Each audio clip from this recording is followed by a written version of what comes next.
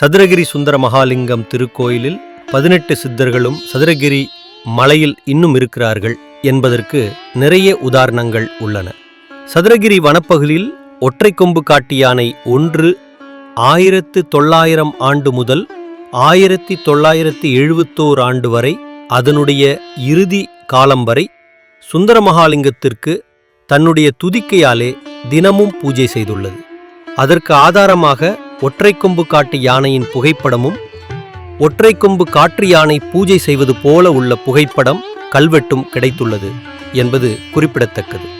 ஒற்றை கொம்பு யானையின் இடது தந்தத்தை பக்தர்கள் தரிசனத்திற்காக வனத்துறை 24/8/1991 வருடம் சன்னதியில் சிதம்பர சாது சுவாமிகள் அவர்கள் பிரதிஷ்டை செய்து சன்னதியில் உள்ளது. சதுரகிரி சுந்தர மகாலிங்கம் திருக்கோயிலில் விளக்கு ஏற்ற விதி மாறும். சதுரகிரி சுந்தர மகாலிங்கத்திற்கு அரோகரா, சந்தன மகாலிங்கருக்கு அரோகரா, 18 சித்தர்களுக்கும் அரோகரா, பட்டினத்தார் திருவடிக்கு அரோகரா.